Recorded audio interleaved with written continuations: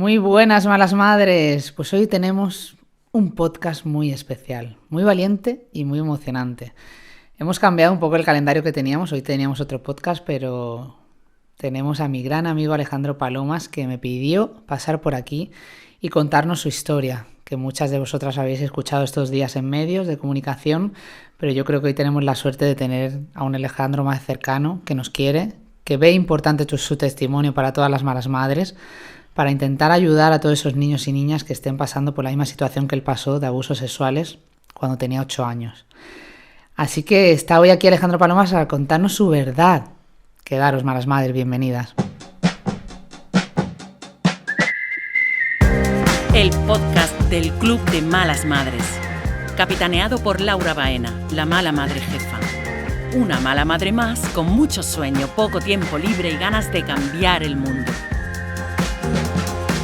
Un podcast para reírnos, compartir nuestras miserias, sentirnos menos solas, más malas madres, menos madres perfectas, lanzar la capa de Superwoman y la culpa bien lejos y reivindicar una conciliación real.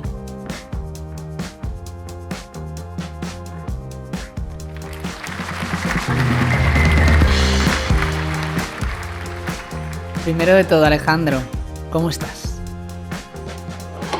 Pues estoy muy cansado. Llevo una semana que ha sido como una vida entera. Yo entré en esta semana como desde mi casa durmiendo con mi bosque y mis perros y me ha pasado como una pisonadora por encima. He envejecido como 20 años y ya tenía yo los míos, con lo cual esto se acerca al fin. El fin está cerca. ¿Pero estás contento por la decisión tomada o todo lo que estás viviendo esta semana te está haciendo tambalearte demasiado? No, no me hace tambalearme nada. No, cuando tomo una decisión de este tipo, que no es tanto por mí, sino por la gente o por todos aquellos que están detrás, no vacilo ni un segundo. Vacilo siempre que es por mí, pero si es por otro, no. Y contaba el otro día, porque claro, cuando yo lo vi en redes sociales o vi la noticia, estuvimos hablando porque lo primero que te pregunté es ¿cómo ha sido? Te levantas, porque yo pensaba que habían sido los medios de comunicación quienes habían ido a ti, porque aunque no lo hayas contado como hasta ahora, sí que has dado alguna pincelada y se sabía que había sufrido abusos sexuales de pequeño. Entonces yo pensé que como estaba todo el reportaje del País y tal, pues habían contactado contigo. Pero me dijiste que no. Entonces, ¿cómo fue? ¿Te levantaste un día y sentiste necesito contar mi verdad? Sí, yo soy muy así, ¿eh? Soy muy visceral. Aunque parezco muy nórdico, nada, soy muy mediterráneo en ese sentido. Y un día me levanto y digo, se acabó. Hoy es el día. Entonces, bueno, en cuanto decidí, cogí el teléfono, llamé a un amigo que trabaja en la SER en Barcelona, que me había entrevistado él, él hace unas entrevistas que son de 1 hora dedicadas a un solo personaje, a una sola persona, y en esa entrevista se me escapó a mí esto, y él se quedó un poco con la copla. Entonces le dije, Óscar, voy a hablar de verdad. Y quiero hablar en un medio nacional y quiero hablar de verdad como esto creo que se merece, pero no sé si a alguien le va a interesar, porque yo siempre tengo la sensación de que lo mío no le interesa a nadie y me moriré así. Y entonces Óscar me dijo, vale, a mí me gustaría hacerlo yo en mi programa, que el nombre del programa es Lápiz de Memoria, pero claro, es solo para Cataluña y en catalán. Entonces le dije, no, yo quiero algo de verdad, o sea, algo más grande para llegar a todo el mundo, me dijo. Y le pregunté, oye, ¿y Aimar de Hora 25 qué te parece? Me dijo, hombre, es amigo mío y yo creo que puede interesarle. Habló con él, a los 5 minutos me llamó y me dijo, lo quiere. O sea, quiere, sí. Aimar decidió venir a Barcelona a grabarme. De hecho, me preguntó si quería que lo hiciéramos en mi casa. Venir él con el equipo de radio en mi casa para hacerlo. Entonces yo cuando supe la fecha dije, vale, lo que quiero es que el día después salgan todos los periódicos que van a querer esto, obviamente, porque hay periódicos que es obvio que no iban a querer esto, todos los periódicos a la misma hora con una entrevista personalizada. Es decir, que voy a dar entrevista a un periodista de cada medio, porque no quiero hacer esa cosa de agencias de hago un manifiesto y chao. No. Yo quiero que cada uno me pregunte lo que quiera, que sean todos libres, porque si esto se hace bien. Se comprometieron a salir todos a la vez, que fue esto un milagro. Nadie se saltó la norma, nadie traicionó la cosa. Claro, fue una batería fue pues eso, un cañonazo a todas partes. Pero eso lo orquesté yo. Fui yo quien llamé a uno por uno a todos los periódicos, les conté la historia, fui yo. Y sale en todos los medios de comunicación como tú querías, con mucho trabajo, porque esto que está contando Alejandro tiene mucho trabajo detrás y es un compromiso Sí. personal brutal. Y de repente, pues dices, bueno, yo esto no quiero que quede aquí. Yo quiero que además de que se conozca la historia, que esto pueda ayudar a concienciar sobre este tema que sufren demasiados niños y niñas, hoy en día todavía, Todavía. independientemente de quién sea el abusador, decides poner un tuit. Esto es muy flipante. Esto es curioso porque cómo un tuit puede cambiar la vida y cómo un tuit puede cambiar la historia. Es brutal. Porque yo me fui a dormir y de repente estaba en la cama y pensaba, no es suficiente. Esto que he hecho no es suficiente. Aquí tengo que inventar algo más. Si quiero llegar, tengo que inventar algo más. Y encendí la luz, cogí el móvil y escribí este tuit al presidente y le dije, vale, yo acabo de desnudarme, yo he hecho trabajo, eh, ahora lo he hecho por todos esos niños y esas niñas violados, abusados, abusadas durante tantas décadas, ahora usted denos la voz. Y me fui a dormir. Pensé, esto no va a valer, sinceramente pensé, esto mañana 3 likes. Y me desperté al día siguiente y fue como despertar en la dimensión desconocida. Fue una cosa, no me ha pasado nunca en la vida, no me volverá a pasar, obviamente, pero fue como, ¿qué está pasando? Tenía como 25 llamadas perdidas de números que yo desconocía. Y lo primero que pensé, porque uno cuando se levanta como se levanta, y pensé, estos son los de Orange o los de Vodafone o alguien muy pesado de eso, ¿sabes? Que te va llamando de números distintos porque se le ha puesto en la cosa tu número de teléfono y Sí. quiere ofrecerte la fibra. Pero no. Y pensé, pero luego pensé, voy a mirar Twitter y claro, aquello ardía de una manera que dije, esto algo pasa. Entonces ya me llamó mi jefa de prensa de la editorial, ya empezaron a llamarme teléfonos conocidos de, pero tío, pero no sé qué, pero no sé cuántos. ¿Verdad? Entonces me llamó la secretaria del presidente y me dijo, soy Carmen, no me acuerdo. Al presidente le gustaría hablar con usted, si usted quiere y puede. Y le dije, sí, por supuesto. Y al cabo de 0 segundos me llamó y me dijo, hola, soy Pedro Sánchez, ¿cómo estás? Le dije, pues mira, estoy en la cama, la verdad, todavía no me levanto de la cama. Y esto es muy difícil porque es que no lo sé. Me dijo, bueno, entonces ahí ya estuvimos un ratito hablando y me dijo, yo creo que si a ti te parece, me gustaría reunirme contigo. Y dije, vale, perfecto. Me dijo, te llamará mi jefe de gabinete y ya acordáis la reunión. Colgó 2 segundos, jefe de gabinete. Hola, soy jefe. Y quedamos para ayer. Estamos grabando, para que las más madres lo sepan, estamos grabando hoy viernes. ¿5 es hoy? ¿5? No, 4. 4. Hoy viernes 4 de febrero. Ayer jueves 3 de febrero fue cuando Alejandro por la tarde tuvo la reunión con el presidente, Pedro Sánchez. Uh-huh. ¿Cómo Sí. fue esa primera reacción por teléfono? Es decir, ¿notaste cercanía? ¿Te gustó lo que te contó? Me gustó mucho, me gustó la cercanía. A ver, fue una cercanía que hubo que corregir porque él empezó a hablarme en esa jerga política que a las 9 de la mañana yo no entiendo, no la entiendo ahora, pues a las 9 de la mañana imagínate con lo empanado que yo me levanto porque yo soy de noche. Entonces, al final dije, mira, para.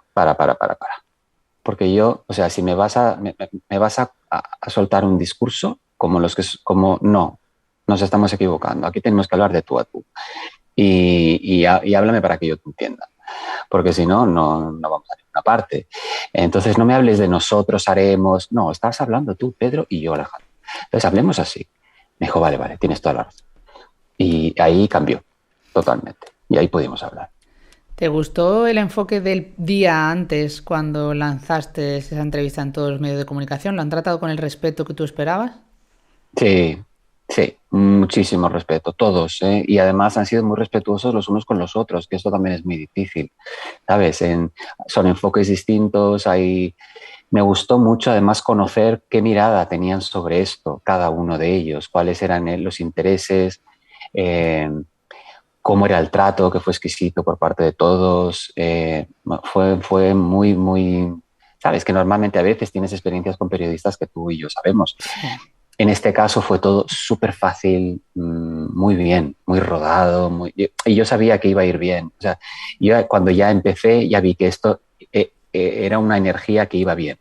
¿Crees que es un buen momento para contar un tema tan sensible porque hay una sensibilización social quizás, ¿no? Pero Sí, decías que antes de que me cuentes qué tal fue la reunión de ayer, esto no lo haces por ti, Alejandro. ¿Por quién haces esto? no. Que lo sepan las malas madres. Pues mira, te voy a contar. Aquí hay varias cosas que contar.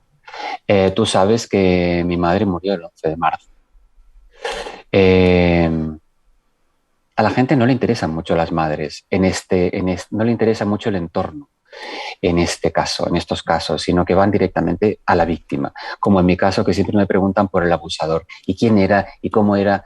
No, el abusador son muchos. El abusador es un ente al que hay que ponerle muchos nombres. Es un mapa que se llena de nombres. Por eso no quiero individualizar el caso.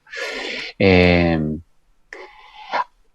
yo sé que mi madre sufrió muchísimo porque aunque fueron a hablar al colegio, el colegio tomó no medidas, o sea, no tomó las medidas que tendría que haber tomado y mi madre era consciente de eso. No volvimos a hablar nunca. Eso me Y yo con mi sorprende. madre, con mi madre no había tema que no pudiéramos tocar, lo hablábamos de todo, nos reíamos de todo, teníamos una súper complicidad. Este tema nunca volvimos a hablarlo. A veces lo mencionábamos, pero muy como de pasada, y ella no quería hablar. Conociéndola, entiendo que siguió sufriendo por mí hasta el final. Se fue con eso. Y, y, y creo que tanto las madres como los padres eh, son un factor al que hay que sumar. Y creo que no se va a hacer. Yo voy a luchar para que se sume. O sea, una de mis misiones y de mis motivaciones aquí es que el entorno más inmediato se sume a esto. No solamente como fuerza de cambio, sino como sensibilidad que también es partícipe de esto. Y a los que hay que cuidar también, porque el sufrimiento de una madre es terrible. O sea, yo recuerdo cuando yo le dije esto a mi madre, recuerdo la escena, recuerdo todo, nunca lo olvidaré. Quizá los abusos y la violación y todo aquel infierno se diluya un poco, pero nunca olvidaré la escena en la que yo le conté a mi madre esto y cómo se lo conté. Yo recuerdo que estaba, siempre he dicho en todas mis declaraciones, porque ya uno habla de declaraciones, eh, que yo llegué a casa y nosotros teníamos una habitación de planchar. En esas épocas había una habitación como de la plancha y de cosas de la ropa y, ¿vale? Ella estaba planchando, estaba escuchando la radio y de repente entré, pero no entré, me quedé en la puerta mirándola y, y la vi tan lejos, ¿sabes? El tramo de la puerta hasta ella me pareció que había como, era insalvable, ya no tenía fuerzas para llegar hasta ella, no pude, me quedé ahí en el quicio de la puerta mirando. Ella seguía planchando y de repente me miró y me dijo, ¿estás bien? Y cuando me dijo eso, empecé a llorar, pero no lloraba, no pude llorar, porque no tenía materia para llorar. Curiosamente no encontraba todo lo que se necesita para llorar. Es esa cosa, los fluidos, estaba seco por completo. Entonces empecé como cuando tienes un ataque de ansiedad, cuando un adulto tiene un ataque de ansiedad, pues ahora yo lo veo y pienso, y era eso, pero en aquella época no existían los ataques de ansiedad. Entonces yo intentaba llorar, pero lo único que tenía era aire, no había líquido por ninguna parte y me costaba mucho respirar. Entonces mi madre me miró, dejó la plancha, se acercó a mí, me abrazó y me dijo, ¿qué te pasa? Y entonces cuando yo la noté, cuando yo estuve allí metido, entonces sí empecé a llorar. Y empecé a llorar y a llorar y no podía parar, no podía parar. Y yo creo que nunca he vuelto a llorar así, porque ya no sé llorar. Desde entonces no sé llorar. No sé gestionar el aire, las lágrimas. Me hago un lío cuando tengo que hacer eso. No, lloro muy mal. Entonces, bueno, yo seguí llorando y estaba súper desesperado, como una desesperación horrible, porque me daba tanto miedo que ella cuando lo oyera no me quisiera. Mi gran temor era que no me que pensaran, ¿qué has hecho? Y al final, cuando pude calmarme un poco, le dije, es que el hermano L me hace cosas. Entonces ella no hizo nada. Yo seguí llorando porque no se lo dije así, sino que entre sollozos conseguí construir un poco esta frase. Entonces ella me dijo, mira, ¿sabes qué? Nos vamos a la cocina, te preparo la merienda, esa cosa que hacen las madres, ¿sabes? Como de, vamos a cortar esta escena y vamos a respirar. Normalizar, sí. Sí, te voy a hacer un bocadillo de nocilla y nos vamos a la cocina y tal, no sé qué, ¿no? Entonces fuimos a la cocina y yo recuerdo que en la cocina ella empezó a preparar las cosas y yo me quedé al lado de la mesa y yo seguía llorando, llorando. Entonces ella al final vino hacia mí y me dijo, pero ¿qué? Cuando tú dices que te hace cosas, ¿qué cosas? Y yo le dije, es que me hace cosas y me hace mucho daño. Y recuerdo la cara de mi madre. O sea, recuerdo el cambio de cara y recuerdo que entonces me abrazó, pero le temblaban las manos. O sea, ella temblaba. Y recuerdo, y esto lo recordé ayer o anteayer por primera vez, porque ahora se me están destapando cosas de la memoria que yo tenía tapadas. Me hice pipí. Empecé a hacer mi pipí como notaba que me iba haciendo pipí y pensaba, es que me van a castigar y encima me estoy haciendo pipí. ¿Sabes? Ya es lo peor, ya, o sea, ahora sí que la he cagado toda. Y se lo dije, mamá, me estoy haciendo pipí. Me dijo, no te preocupes, que no te va a volver a pasar nada, hazte pipí, no sufras más. Y me dijo, esta noche cuando llegue papá, hablaré con él y no te va a volver a pasar nunca, no te preocupes. Y esa fue la escena, pero desde entonces mi madre fue distinta. O sea, además le tocó vivirlo sola conmigo, claro, como siempre. Y desde ese momento fue distinta. Hubo algo que también se apagó ahí, en ella, y que nunca más se recuperó. Pero tú sentiste en ese abrazo que ya estabas a salvo en ese momento. Yo le pedí perdón. Me decía, perdóname. Ella me decía, no, Alejandro, no te preocupes. Ella no sabía tampoco qué hacer, porque ella estaba más angustiada que yo. Yo le decía, mami, perdóname. Ella decía, no, Alejandro, no tengo nada que perdonar. Tú no te preocupes. Entonces me apretaba, pero como ella estaba tan tensa, porque de repente era como piedra que había convertido en una especie de... y temblaba mucho. Me decía, no te preocupes, no, tranquilo, esas cosas. Pero yo me sentía como que había fallado, ¿sabes? Que le había fallado y que no me iban a perdonar ellos. Es más, contabas que durante el año, porque cuando se da esa escena, haya pasado un año de abusos sexuales con este señor L y, bueno, señor, no sé si llamarle señor, individuo, mejor. Sí. Y había sido un año en el que tú, para ponernos en el papel y en la piel las madres de esos niños que pueden ser abusados, te habías sentido durante ese año muy culpable y muy responsable, Alejandro. Sí, porque una de las cosas que él hacía conmigo era cuando terminaba de abusar de mí, no al principio, pero a partir de un momento determinado, él, a ver, ¿cómo voy a decir esto? ¿Puedo ser gráfico? ¿Puedo ser...? Sí. Sí, ¿no? Porque las madres son mayores. Entonces, cuando él eyaculaba, se enfadaba. Y entonces yo creo que él era consciente de lo que había hecho, entonces se enfadaba consigo mismo, entiendo, o se enfadaba, y ahora es eso que estoy intentando recordar, se enfadaba porque eyaculaba muy rápido. Claro, esto es algo que estoy empezando a recordar ahora.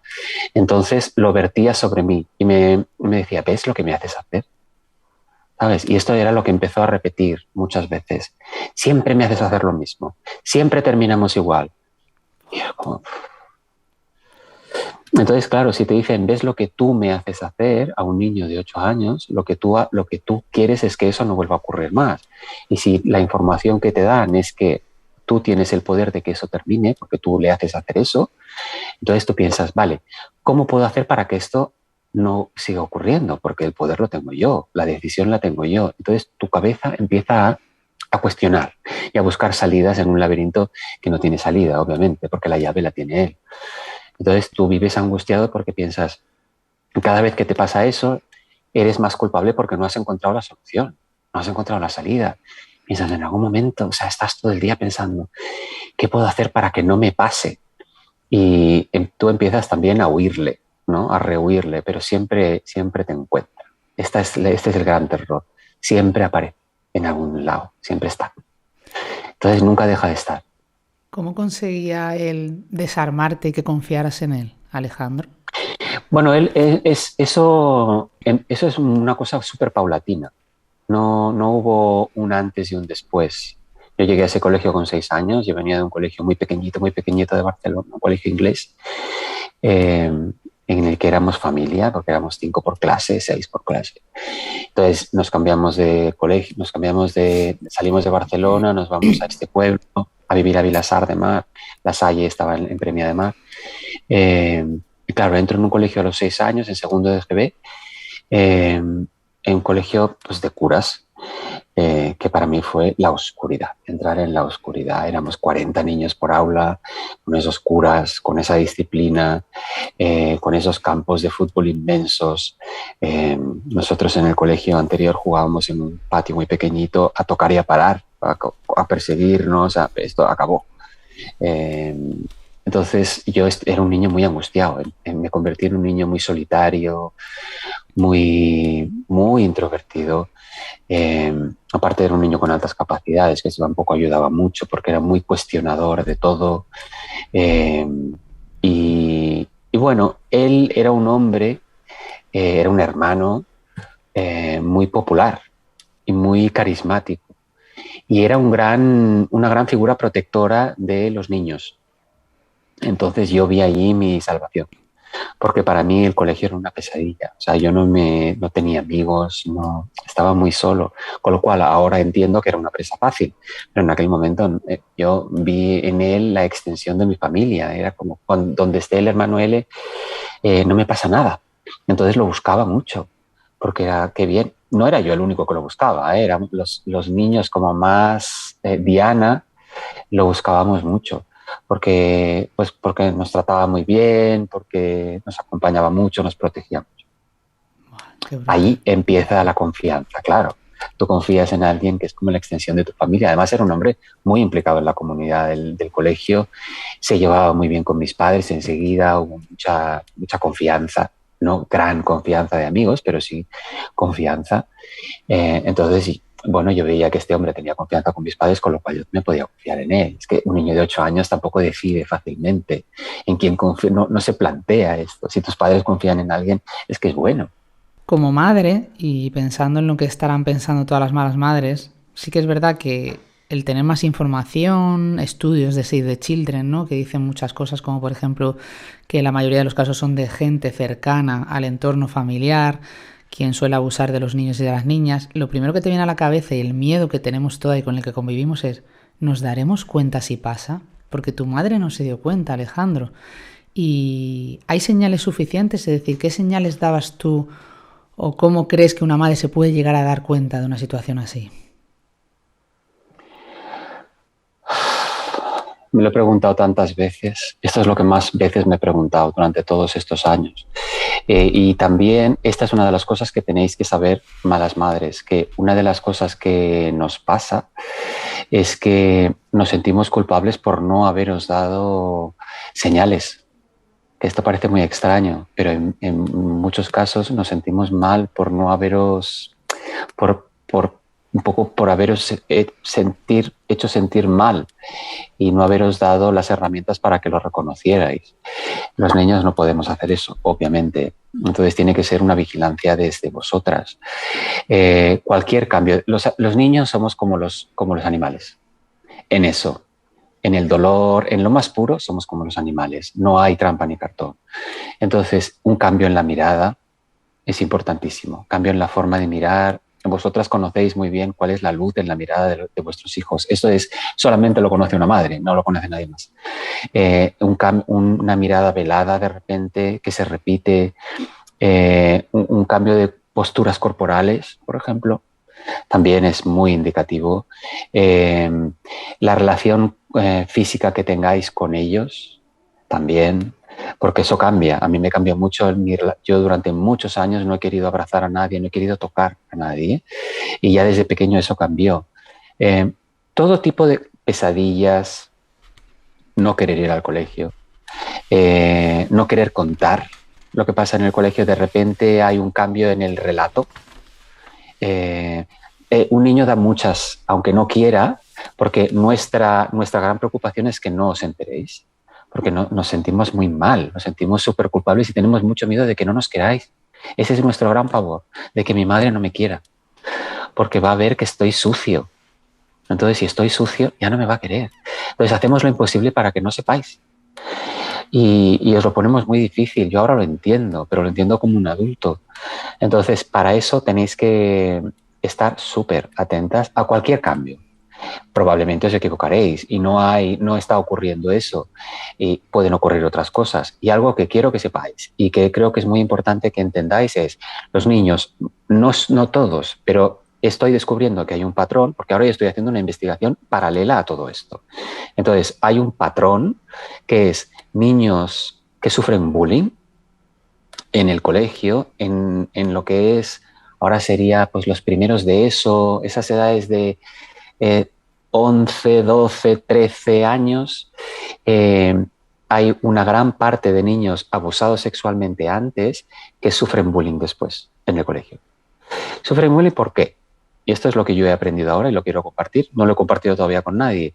Porque cuando el abusador está en el colegio, y estamos hablando de abusos en el colegio, no intrafamiliares, y de repente se cansa de ti o, como es mi caso, le dan un toque y lo apartan de ti, le dicen que basta, entonces él lo que hace es dar la vuelta. Él sigue castigando, o sea, él sigue controlándote, porque lo que hacen es controlar, como lo hace un hombre con una mujer maltratada. Es exactamente la misma dinámica, pero con alguien aún mucho más vulnerable. Él lo que hace es, vale, a partir de ahora voy a castigarte con la indiferencia y voy a dejar muy claro que ya no estás en mi protectorado, con lo cual te lanzo a los leones, al resto de la clase que han visto durante todo este tiempo que eras mi protegido, con lo cual esta relación ha generado un odio en el resto de compañeros. Con lo cual, ahora lo que voy a hacer es ponerte delante de todos ellos y dejarte solo y dejar muy claro que ya no lo eres. Y eso es lo que hizo conmigo. Él, a partir de que mis padres fueron a hablar, cambió de actitud y siempre dejó muy claro delante de los niños de la clase que nuestra relación había cambiado por completo y que yo ya no gozaba de su protección. Con lo cual, a partir del curso siguiente, empecé a ser, o sea, los demás me vieron como el ex favorito de este monstruo, y el papel lo asumieron ellos. Entonces pasé de los abusos y de la violación a un bullying horrible. Con lo cual la pesadilla no termina, sino que tienes que aprender a defenderte de otro fantasma que no es peor, porque ya vienes de uno, ya vienes aprendido, pero es el infierno porque es eterno. Entonces piensas que esto va a ser eterno. Pero tú ahí ya piensas que es eterno, porque es lo que dices, al final seguías sufriendo acoso escolar. Totalmente, sí. Pero tú ya ahí no decías nada, Alejandro. O sea, eso sobre todo es que estamos hablando de hace muchos años, ¿no? Es decir, hemos recorrido... No, en en el acoso escolar no. ¿Sabes por qué? Porque, claro, yo pensaba, ¿y ahora les voy a decir esto? Después de lo que ha pasado, después de que me han aceptado, ¿cómo les voy a decir? O sea, qué horror de hijo van a pensar que tienen. Y ahora encima les vuelvo con esto. O sea, no puedo. Esto ya sí que lo tengo que resolver yo solo. Lo otro, mira, no pude, pero con esto tengo que bregar yo solo y tampoco pude bregar. No, y dices todo el tiempo, ¿no? Que al final era una manera de proteger que tu madre no sufriera, Alejandro. sí, siempre. Sí, lo que me importaba a mí era que ella no sufriera. Porque si ella sufría, o sea, que no sufriera porque yo me daba mucho miedo que me dejara. Porque era lo único que a mí me protegía del mundo. O sea, era mi casa. Mi madre es mi casa. Las madres son casa. Entonces, si desaparece madre, te mueres. Es que un niño en esa tesitura piensa en morir. Esto es lo que la gente todavía no ha escuchado, pero lo escuchará. Un niño de 8 años quiere morir y no sabe lo que es morir, pero quiere morir porque no sabe qué más, cómo hacer. ¿Hubieras contado esto si tu madre estuviera todavía contigo? No. No, y me equivoqué. Ahora entiendo que me equivoqué. Porque yo la quería proteger de esto que ha pasado, precisamente. Y me equivoqué. Me equivoqué porque creo que ella habría sido muy feliz. O sea, ¿sabes? Le habría dado esa luz que le faltó. Habríamos podido hablarlo, habría estado como tan orgullosa, ¿sabes? Tan aliviada. Se habría estado muy aliviada, habría visto porque a ella le daba mucho miedo que la gente no me quisiera. También. Ella se creía que era la única que me quería bien. De verdad, porque me conocía todo eso. Y ahora yo creo que estaría súper feliz, estaría tan aliviada por mí. Y me he equivocado. Porque tu historia con tu madre es una protección de ida y vuelta, ¿verdad? Ella te protegía a Totalmente. ti. Sí. Ella me protegía mucho y yo a ella, porque éramos iguales. O sea, ella era una mujer que había sufrido mucho bullying,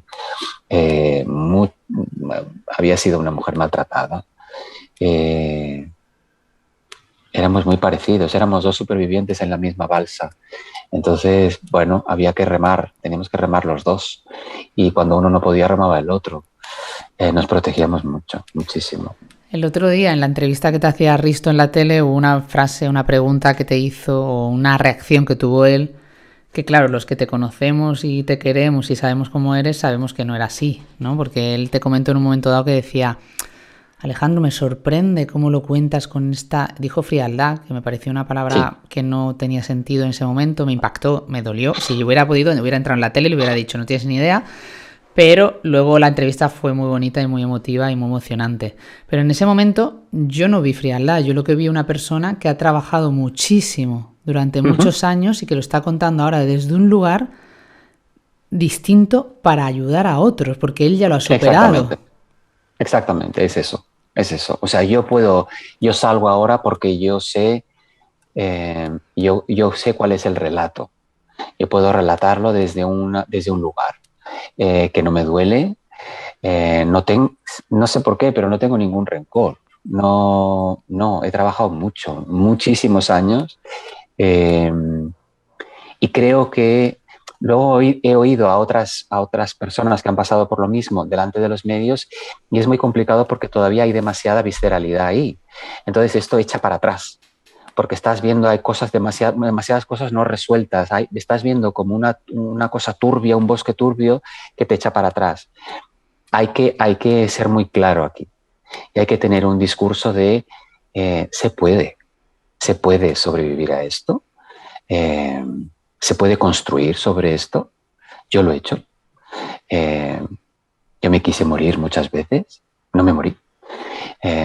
Y ahora quiero ayudar y quiero y sobre todo lo que no quiero es un protagonismo. Yo no necesito ningún protagonismo porque yo tengo mi vida y mi obra y mis movidas personales. Pero sí creo que en la medida en que yo sea necesario y pueda hacer algo estaré. Después ya no estaré. Me retiraré y desapareceré. En este camino, pero sí es necesario. ¿Qué Es qué te ha necesario. ayudado, Alejandro? Es decir, has hecho terapia, has estado teniendo ese acompañamiento, es decir, ¿qué le ayuda a un niño para salir de ahí? ¿A partir de cuándo? ¿Y qué podemos hacer? Pues mira, te ayuda a tener una madre. Yo hablo de madres, ¿eh? Porque en mi caso mi padre hizo poco. Entonces yo me centro en lo que hay. Mi madre me llevó a un psicólogo, a una psicóloga. Ya me había llevado a una psicóloga desde que hice el cambio de colegio. Estamos hablando del año 73, cuando yo cambié de colegio, 72. No existía la psicología infantil en abierto, sino que tenías que hacer las cosas muy en privado, porque un niño que iba al psicólogo era un niño tarado para la sociedad franquista. Eh, y mi madre siempre creyó en esto, siempre me acompañó durante toda mi infancia al psicólogo. Nosotros decíamos, ella decía que íbamos al dentista porque daba muchísima vergüenza llevar a un niño al psicólogo. Y me acompañó siempre, sacó dinero de todas partes para pagarme terapias, y yo no he dejado de ir a terapia, sigo yendo a terapia en este momento, desde hace la última gran, larga sesión, pues llevo 15 años. Pero ese es el acompañamiento. Mi madre siempre estuvo ahí y siempre preguntaba, siempre estaba muy vigilante en qué podía hacer, cómo estás, cómo te sientes. No lo sé, hizo acompañamiento. Mi madre fue una gran compañía, súper gran compañía. Y yo esto se lo agradeceré toda la vida, porque yo he tenido momentos en que me podía haber caído. Yo he tenido muchos momentos en mi vida en que habría dicho basta y me habría tirado por una ventana. ¿Te ha afectado tu relación con el amor, con las relaciones, Alejandro, aquello que viviste? Sí, muchísimo. Sí, esa es una de las penas de esto. Yo desde que empecé con mis relaciones,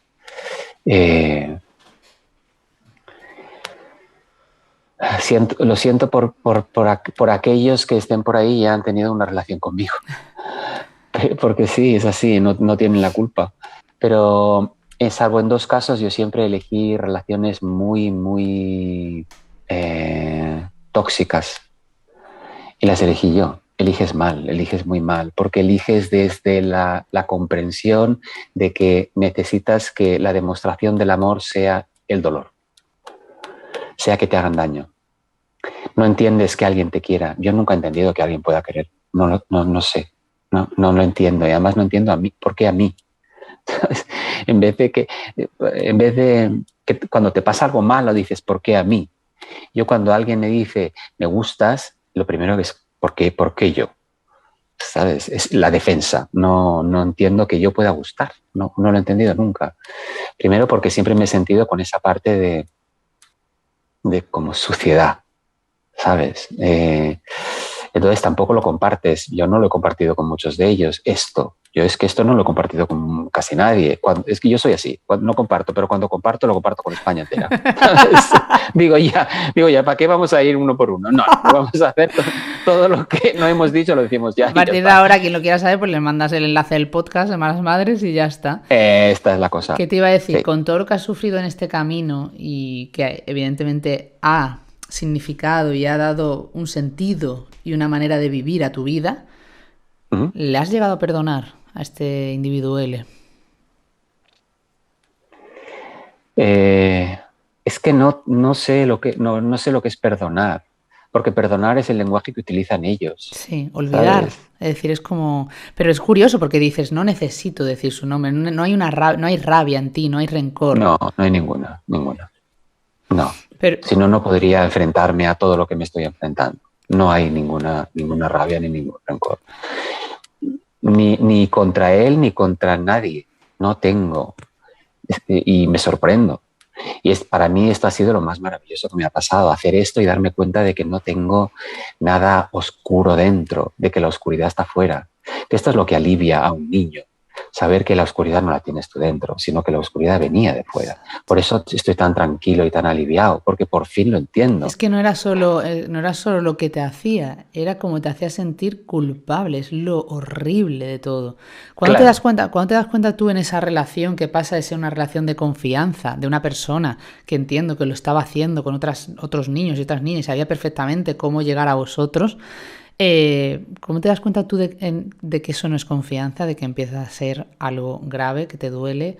Esto lo sé, a ver, lo sé, no lo sé bien nunca, no lo confirmas nunca, hasta que tus padres te dicen no va a pasar nunca más, con lo cual tú como niño entiendes que lo que ha estado pasando no debía ocurrir, ¿vale? Pero el primer momento gráfico que yo recuerdo es cuando en una de las veces la primera vez que él me lleva en coche desde el colegio a casa, porque me pongo enfermo, empieza a manosearme, o sea, él tenía como un protocolo que era, siempre te hacía como cosquillas, ¿sabes? Y te buscaba, y en ese momento yo iba tumbado en el coche, en la parte de atrás, él iba conduciendo y él iba conduciendo con la mano izquierda y con la mano derecha la metía entre los dos respaldos de los asientos.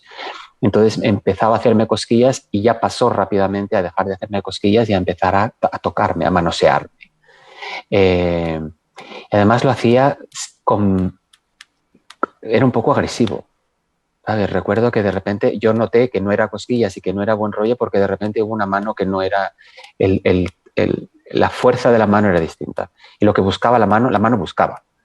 Y la mano amasaba, y la mano que buscaba, quería, era otro lenguaje corporal de una mano, que parecía una mano como desapegada de un cuerpo, porque aparecía por un hueco. Entonces, él iba intercalando eso con su propia masturbación. Se masturbaba, me tocaba con la misma mano, obviamente. Y ayer recordé que él llevaba siempre unos pantalones de pinzas de estos con los bolsillos al lado, de estos como de señor antiguo, ¿sabes? Bueno, de esos, claro. Y tenía los bolsillos rotos. Por eso se masturbaba con las manos en los bolsillos. Con la mano nunca se masturbaba por fuera, sino con la mano en los bolsillos. Y los llevaba tan sucios que todo el mundo flipaba. En clase flipábamos con los bolsillos sucios de este hombre. Claro, yo voy recordando ahora esas cosas, ¿sabes? De repente estoy caminando por la calle y de repente me vienen las imágenes de, ostras, es verdad, llevaba los bolsillos. Alguna vez había hecho, en uno no lo llevaba roto y se sacaba como las llaves o algo de uno, se buscaba las llaves y había mostrado que tenía el bolsillo sin fondo, ¿sabes? Y era precisamente el bolsillo por el que él se masturbaba. Entonces yo voy recuperando, mi memoria va recuperando todas estas pequeñas piezas de rompecabezas. Qué horror, de verdad, es horrible. Es horrible, sí. Y bueno, y no se queda ahí, sino que al final también hay una violación. ¿Cuánto tiempo pasa desde esa violación hasta que tú se lo dices a tu madre y llegamos a esa escena primera que contabas? Pues pasa tiempo porque la violación es en verano y después empieza el curso. Y en el curso él es mi tutor y los abusos siguen y siguen y siguen. Y no recuerdo porque lo que también he aprendido ahora es que el adulto compacta la memoria de los recuerdos infantiles y la compacta para hacer un discurso inteligible. Entonces a veces pasan 6 meses en tiempo de niño y el adulto lo recuerda como 2 días.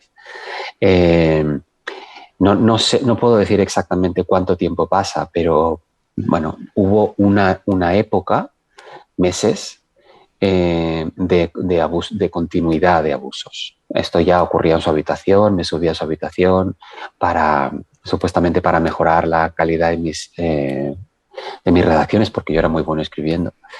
Y a él le encantaba todo lo que era la literatura, la escritura, etcétera.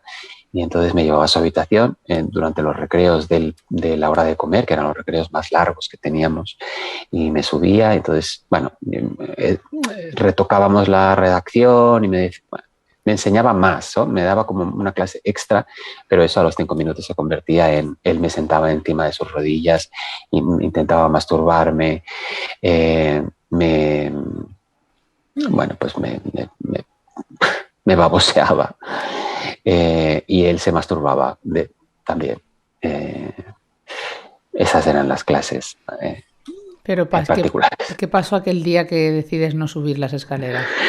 Pues no lo sé, nunca lo sé. Supongo que en el curso de estos días, de estas semanas, y a partir de ahora aparecerá esa imagen. No tengo esa imagen. Veo las escaleras. Lo único que veo es, desde mí, veo esas escaleras que subían y bajaban y yo decidir, no puedo subir más. Y correr, correr y correr y correr, porque creía que en cuanto él se diera cuenta de que no subía, vendría por mí. Yo estaba cagado de miedo. Yo tenía muchísimo miedo. Corrí hasta la estación, cogí el tren, corrí del tren a mi casa, pero corría, porque sabes que me va a pillar, vas a ver. Y un cómo está de tu madre rompió todo eso. Sí. ¿Qué te iba a decir, Alejandro? Contabas tú también el otro día que eras un niño de altas capacidades, que a todo te cuestionabas, a todo le preguntabas el por qué. Eso te angustiaría mucho, ¿no? Porque tú estarías en ese bucle de por qué me está pasando esto, ¿no? Claro. Pero encima no lo compartías con nadie. Claro, no. No lo compartía con nadie y además me dedicaba a mirar constantemente al mundo a mi alrededor para ver si encontraba alguna clave. Entonces escuchaba mucho a los adultos, las conversaciones de los adultos, me fijaba muchísimo en a ver si en algún momento tengo aquí la respuesta, porque claro, la respuesta cuando eres un niño solo la tienen los adultos. Entonces lo que hice fue mezclarme mucho con mis padres, los amigos de mis padres, siempre estaba con ellos, porque pensaba en algún momento hablarán de esto o pasará algo. Ellos tienen la clave seguro. Y entenderé, ¿no? El por qué. Claro, entonces siempre estaba con ellos. Salía con mis padres y con los amigos de mis padres a cenar. Bueno, a ellos les hacía mucha gracia, pero yo buscaba. Yo buscaba siempre. Y hablabas también del momento, bueno, de qué pasa luego cuando tus padres van al colegio. Entonces, desde que tus padres cuentan en el colegio lo que está pasando y le dan el toque a él hasta que te vas a otro colegio, ¿cuánto pasa, Alejandro? Pues pasan 3 años y medio. Buah. ¿Crees que es clave cuando pasa algo así que esos niños cambien de colegio rápidamente? Sabes, yo no sé eso porque no lo he vivido. Hubieras necesitado cambiar tú en ese momento de escenario y de lugar y alejarte. Porque encima además os pidieron discreción. Sí, nos pidieron discreción. Que es una palabra que es como, hola, tengo 8 años, ¿alguien me puede explicar lo que es la discreción? Porque la máxima discreción que yo encontraba era en los libros, en los tebeos, en los piratas, ¿no? Que decían, fuego a discreción. Entonces yo pensaba, ¿y qué tendrá que ver esto con los piratas? Y con los, ¿sabes? Con esa cosa. Pensaba, qué raro. Pero igual, yo no pregunté, porque pensé, igual lo que nos piden es un castigo o algo, ¿sabes? Yo pensé, discreción será un castigo o algo. Con lo cual yo no voy a preguntar, no vaya a ser que me toque recibir, ¿sabes? Pensé, discreción, pues eso. Sí, pero rápidamente entendiste que era no hablar, ¿no? Claro. Yo estuve una semana sin querer saber, al final se lo dije a mi madre, le dije, mamá, discreción, ¿qué es? Entonces ella me dijo, claro, ella se dio cuenta, me dijo, Alejandro, no lo compartas con nadie, no se lo digas a nadie, porque esto es un asunto interno, entonces es mejor que se arreglen así las cosas. Y dije, vale, pues no, yo no se lo diré a nadie, no te preocupes, y ya está. Pero yo pasé unos días que pensaba, discreción, ¿qué será? A ver, ¿será algo religioso? Algo... No sabía. Claro, es que a los niños tienes que explicarles las cosas. No puedes decir, darle un titular y el niño que entienda, no. Pero claro, en mi casa estaban tan desesperados también que hay detalles en los que no caes. Claro. Hasta que yo dije, mamá, discreción, ¿qué es? Y me dijo, ay, Dios mío, ahora te lo cuento. Pero a mí yo creo que ahora, o sea, es importante todo lo que va a ocurrir a partir de ahora, pero creo que es importante sobre todo, y de eso me voy a ocupar yo personalmente, de que haya un acompañamiento y haya una mirada muy clara y muy concisa sobre el entorno más próximo y un trabajo común con el niño y con la madre. Creo que eso es fundamental. O sea, esto es un pack. Y creo que los dos tienen que aprender de esto, tienen que aprender a llevarlo juntos y no a defenderse juntos. Son una unidad y tienen que hablarlo muy bien y la madre tiene que ser el vínculo de confianza absoluta en la vida, porque yo desconfío de la vida. Y Acompañamiento nosotros, emocional y psicológico para ambos. Vamos a claro, entrar, vamos a entrar en lo que tú realmente quieres reivindicar, Alejandro, en cómo fue la reunión de ayer con Pedro Sánchez. Pero antes voy a dar dos datos de Save the Children que son importantes saber, ¿no? Los abusos sexuales hacia la infancia en España, el 84% de los abusadores son conocidos en mayor o menor grado por los niños y las niñas. Esto es tremendo, ¿no? Y es importante que lo tengamos claro. Y además Save the Children ha pedido, recientemente está pidiendo que haya juzgados especializados en abusos sexuales infantiles. ¿Qué quieres reivindicar tú? ¿Cómo fue la conversación y la reunión ayer con Pedro Sánchez? Cuéntanos. fue larga, muy larga. Me encantó él. Creo que es un tío muy verdad. Quizá no comunica bien, creo. O sea, no comunica cercanía, pero cuando estás con él sí. Entonces esto me gusta mucho, cuando la gente en el tú a tú se maneja tan bien, ¿no? Y lo miras a la cara y sabes con quién estás hablando. Y es Pedro, no es señor presidente. Yo en ningún momento dije señor presidente. Le dije tú y yo, y se acabó. Pero qué difícil, es inevitable que te diga qué difícil es creernos hoy en día a los políticos, porque nos podemos creer Es muy difícil. nos podemos creer a las personas, pero si luego no consiguen llevar su verdad a una realidad efectiva, pues es complicado, ¿no, Alejandro? Es muy complicado. Y yo entiendo que todos partimos de ahí. A ver, yo soy el primero que parto de ahí, yo soy el primer desconfiado. Y yo se lo dije, tú por tu situación estás condenado a no fiarte de nadie, y yo ya vengo no fiado de nadie desde casa. Así que estamos igual.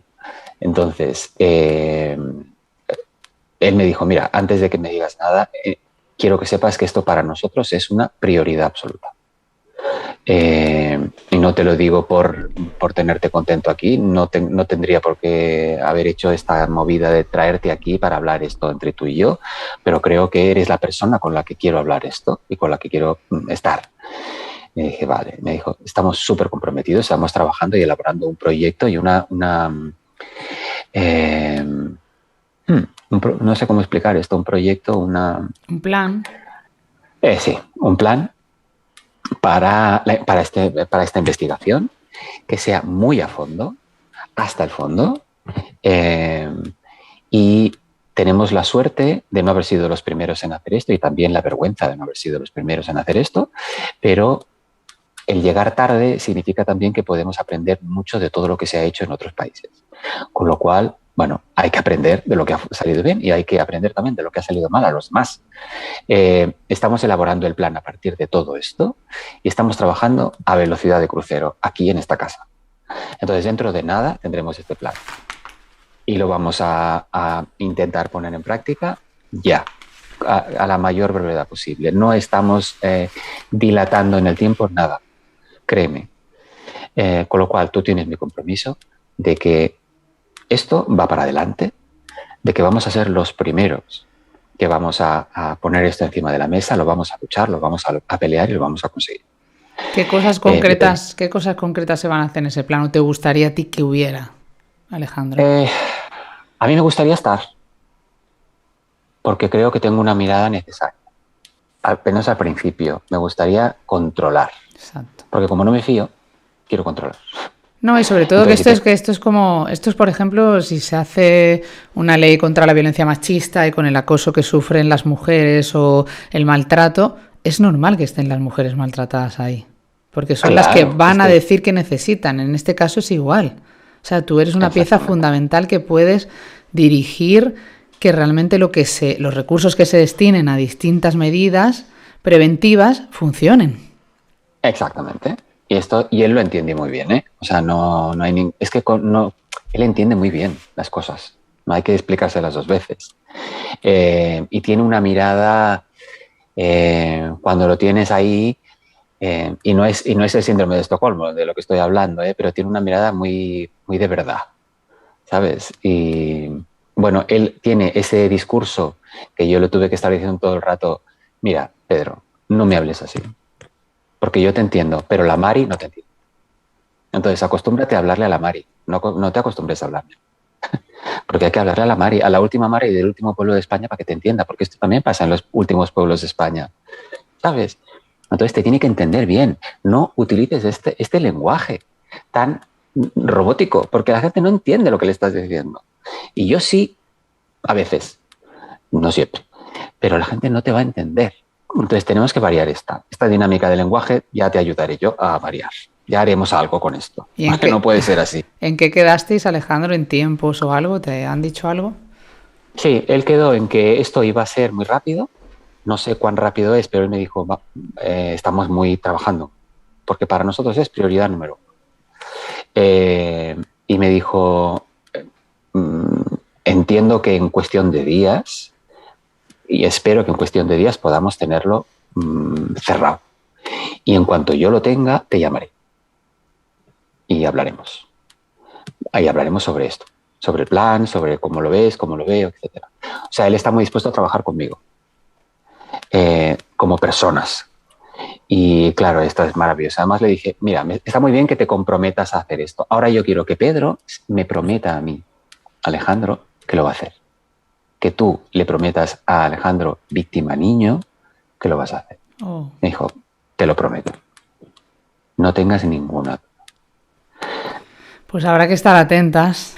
Yo espero que con este tema tan sensible y que nos duele tanto, contigo a la cabeza, asesorando desde dentro, se consiga. Así que a mí me emociona, y todo lo que sea para mejorar esta situación es maravilloso. Nos quedan 5 minutitos, Alejandro, porque Zoom tiene la manía de que tenemos que solucionar unos problemas técnicos. No sabemos, Pedro y yo lo haremos para el próximo podcast. Aquí en directo lo digo. Me gustaría que en estos últimos 5 minutos les hablaras a las malas madres con ese mensaje que tú quieres que quede, qué reflexión quiere que se lleven ellas de este podcast improvisado, pero con mucho amor. Ay, bueno, yo lo que quiero que sepáis es que los hijos crecen, las madres también crecen, y somos una unidad que a veces se disgrega, pero que no se disgrega nunca. A veces se aleja. Somos como 2 planetas que se atraen, que vuelven a unirse, que orbitan, pero tenemos el mismo lenguaje, porque hay una cosa que es muy importante que sepáis y que creo que no la pensáis nunca, y es que los hijos, un hijo es la persona que mejor os conoce del mundo, porque ha vivido en vosotras durante 9 meses. Un hijo os ha oído desde dentro, os ha tocado vuestras arterias, vuestras venas, vuestros fluidos, os ha sentido vibrar cuando os reíais, y nosotros estábamos dentro de vosotras. Os ha notado vibrar cuando sufríais, cuando os infligíamos dolor, cuando estábamos dentro de vosotras. Y para nosotros, mientras estábamos dentro de vosotras, erais el firmamento, no había nadie más, no había nada más. Cuando ahora nosotros miramos al cielo y vemos el firmamento, es lo mismo que veíamos cuando estábamos dentro de vosotras. Con lo cual nosotros os conocemos mejor a vosotras que vosotras a nosotros, porque hemos estado viviendo dentro.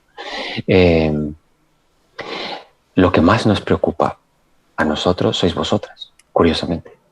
Lo único que nos da la luz para poder no perecer en estos casos, es que vosotras no nos sufráis. Esa cosa que decís muchas veces, que mi niño no me sufra. Somos iguales nosotros, que mi madre no me sufra. Por favor, voy a hacer lo imposible para que no se entere.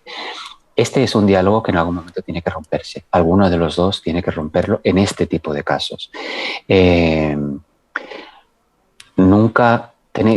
que no olvidéis esto. Cuando pase, si os pasa, que no olvidéis esto. Que él, en mi caso fue él, por eso hablo de él, puede ser ella, o sea, es muy probable que sea ella. Lo que más le duele y lo que más nos duele es que vosotras os hundáis y vosotras sufráis separadamente de nosotros. Si tenemos que sufrir por esto y si tenemos que pasar por esto, tenemos que pasarlo juntos. Tenemos que hablarlo muchísimo, sin tapujos, porque lo peor que tenemos nosotros es no poder hablarlo porque nos da mucha vergüenza. Entonces tenéis que quitarnos esa vergüenza. No podéis tener vergüenza de hablarlo con nosotros, porque la vergüenza ya la llevamos nosotros. Necesitamos hablar. Acostumbradnos a hablar. Acostumbradnos a contar, preguntad. No dejéis nunca de preguntar, porque al final responderemos. Al principio no responderemos, insistid, porque en el fondo lo agradecemos. Esa constante demanda de habla, Alejandro, habla, que no te voy a castigar, no tienes la culpa, ni vosotras tenéis la culpa. Aquí ninguno de nosotros no somos los culpables. El culpable viene de fuera. Y eso nos une más, no nos puede separar. Somos una unidad, como lo fuimos durante 9 meses. Tenemos que volver a ser esa misma unidad. O sea, tenemos el mismo ADN y el agresor, cuando existe una agresión sexual de este tipo a una de las dos partes, por el ADN se comunica a la otra.